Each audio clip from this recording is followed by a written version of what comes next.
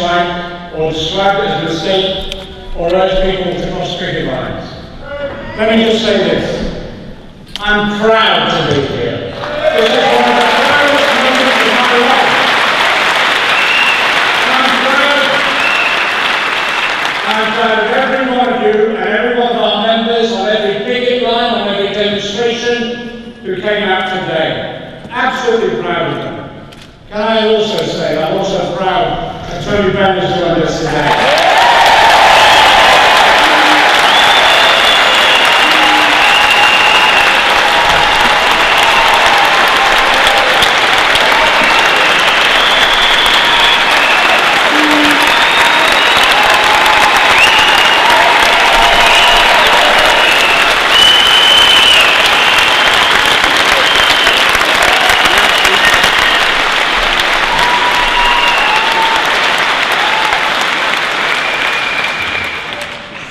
To be frank, the message to Ed Miliband is this is what you call a leader of the Labour Party.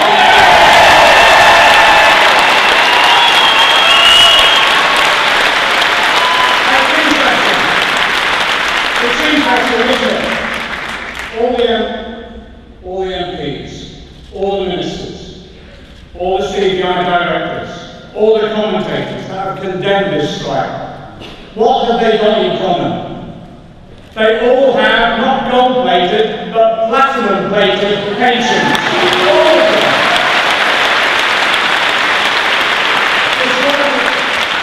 To be frank, it's what you call bloody hypocrisy, isn't it? Absolutely.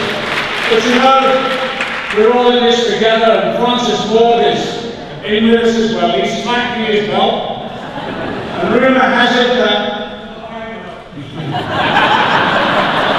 rumour has it that in tightening his belt this summer, he's going to stay at home. But it's a problem. Does he choose his London home, his country home, or his French chateau? That's the difference between us.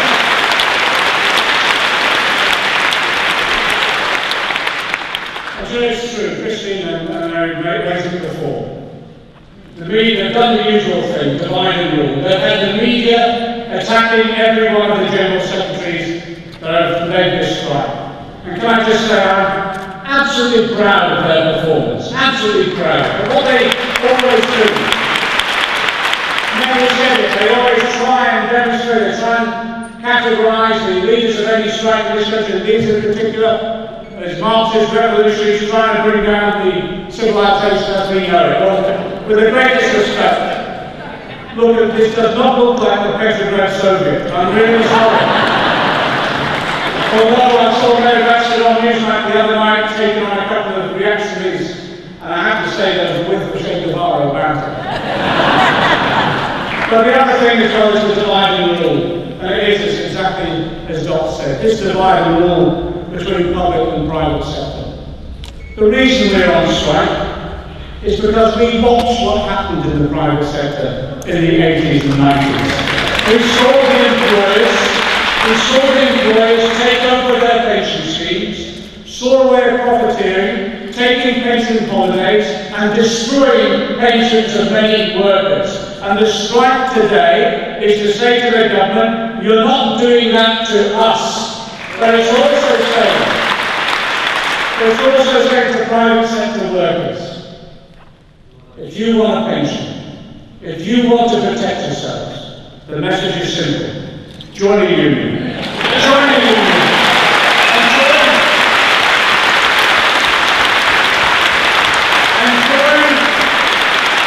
Join with us so we can campaign together for a decent state pension and yes, decent occupational pensions for everybody. Let me just say this finally as well. We've been told these pensions aren't affordable. Well, we've proved that with independent research about our own individual schemes. But a decent state pension is affordable as well. Mark said we're the fifth richest country in the world. We didn't cause this economic crisis, the bankers did, and we're not paying for it.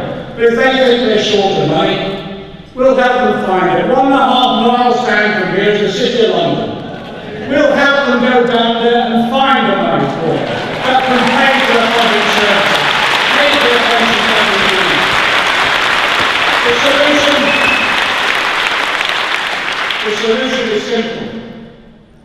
tax the rich. You tax the rich and you force the corporations to pay their pensions.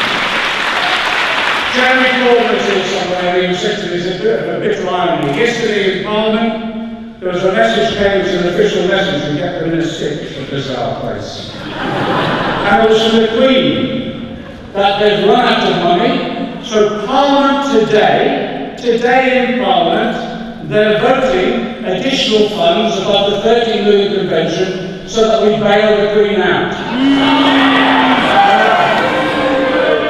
Now, I wouldn't mind it if she just paid her cleaners a living wage.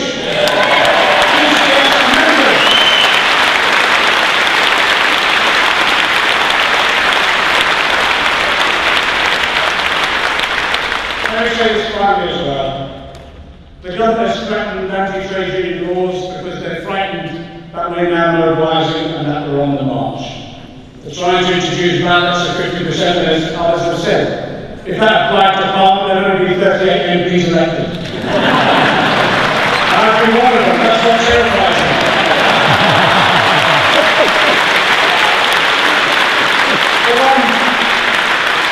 On picket line after picket line that I've been on today, and on the demonstration, the most common expression that's been used is about fairness, but it's also about we're not taking it anymore.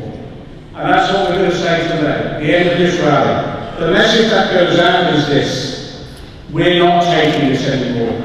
We're on the march now. We're going to win, and we're going to win because of two things. Because we have the courage, but also above all else, we have the solidarity.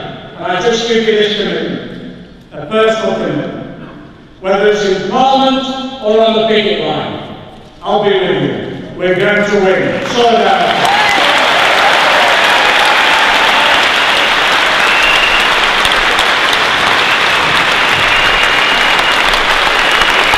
All right, brother. Let's have it. That's the whole thing.